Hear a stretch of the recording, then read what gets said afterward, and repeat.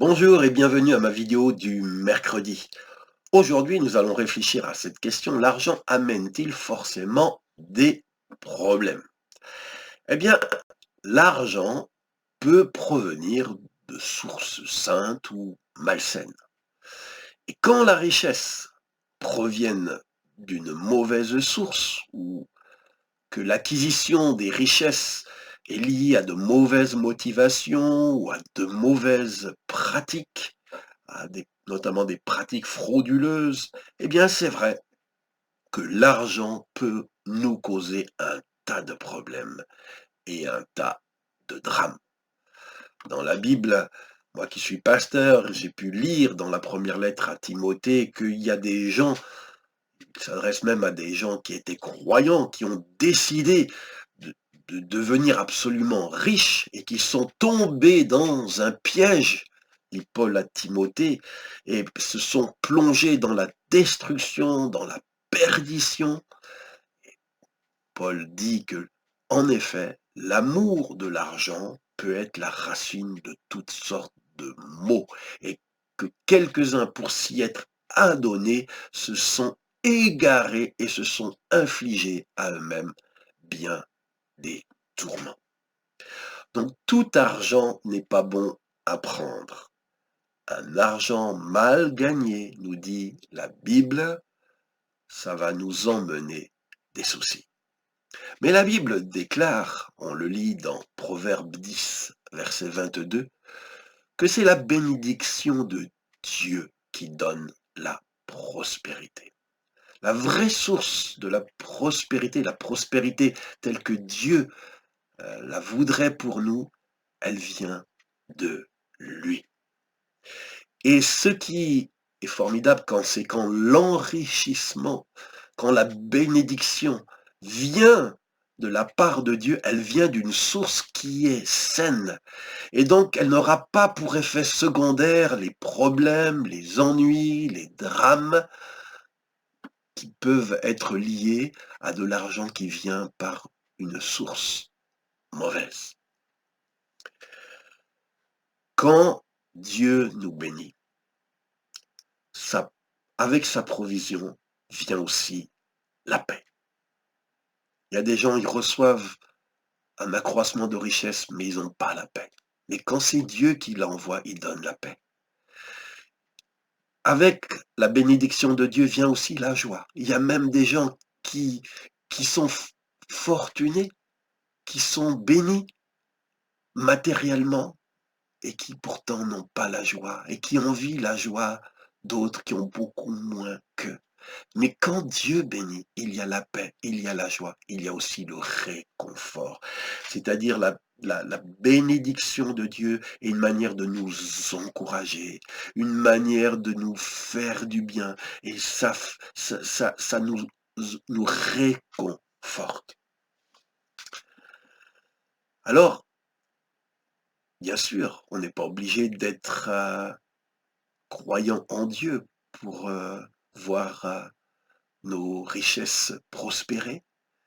Mais ceux qui n'ont aucune relation avec Dieu, ils peuvent voir leurs revenus augmenter, mais ceux qui suivent Dieu avec foi, eux peuvent s'attendre à ce que la bénédiction va les toucher, va les atteindre, et qu'elle ne sera suivie d'aucun chagrin.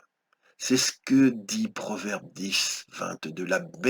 C'est la bénédiction de l'Éternel qui enrichit et il ne la fait suivre d'aucun chagrin. Mais bien-aimés, c'est cette vérité que je souhaite pour vous. Je ne souhaite pas que entre dans votre vie, dans votre maison, dans votre compte en banque, dans votre portefeuille, dans votre porte-monnaie, je ne souhaite pas que vienne de l'argent mal gagné provenant d'une source malsaine, injuste.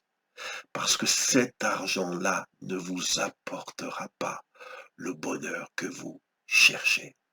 Sachez que c'est la bénédiction de l'Éternel qui enrichit. C'est la bénédiction de l'Éternel qui en enrichit et il ne la fait suivre d'aucun chagrin. Donc pour nos besoins, faisons confiance à Dieu. Laissons Dieu nous accorder son temps, sa manière de nous faire prospérer. Dieu est bon, mais il veut nous bénir saintement et justement. Et il ne veut pas que la prospérité amène des soucis dans notre vie et puisse aussi nous égarer loin de la foi. Et mon frère, ma sœur, si la bénédiction de l'Éternel, qui n'est suivie d'aucun chagrin, vient vers toi, je voudrais t'encourager à gérer cette bénédiction de Dieu selon les consignes de la parole de Dieu. Obéissons à sa parole dans l'utilisation de notre argent. Utilisons ce que Dieu nous donne avec sagesse. Donnons à Dieu les prémices de tous nos revenus. Offrons-lui la première part, la dîme de nos revenus pour lui manifester notre reconnaissance. Soyons généreux. Si Dieu veut nous bénir, c'est pas juste pour notre pomme, mais c'est pour nous mettre en position de faire du bien. Soyons aussi justes dans nos affaires. Refusons tout ce qui est malhonnête, tout ce qui est mensonger, tout ce qui est tricherie et fraude. C'est alors que la bénédiction, celle dont Dieu sera l'envoyeur, nous bénira, pas seulement matériellement, mais aussi intérieurement. Elle ne sera suivie d'aucun chagrin. Alors je prie dans le nom de Jésus.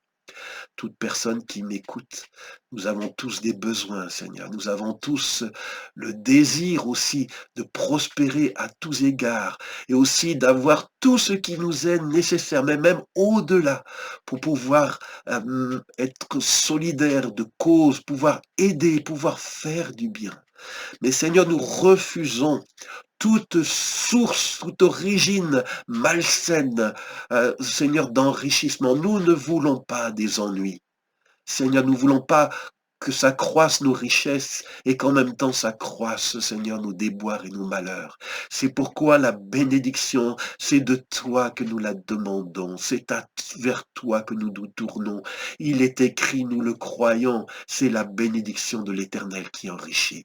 Alors Seigneur, bénis-nous. Et s'il y a quelque chose qui retient ta main, qui l'empêche, Seigneur, de nous secourir, s'il y a quelque chose qui empêche ton oreille de nous entendre et de répondre à notre appel au secours. Seigneur, montre-nous ce qui fait obstacle afin que cela soit ôté du chemin de ta bénédiction.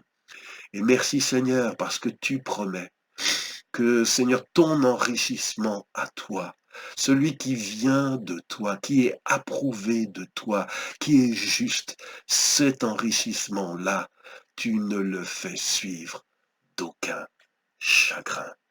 Alors Seigneur, nous disons oui et amen à cette prospérité-là, selon ton désir et en ton temps, au nom de Jésus. Amen. Si vous avez été béni par ce partage, je vous encourage à commenter, faire le commentaire. Et puis, je vous invite chaque vendredi à nous retrouver sur cette page, sur cette chaîne. Pensez à vous connecter. Que Dieu vous bénisse. À vendredi prochain.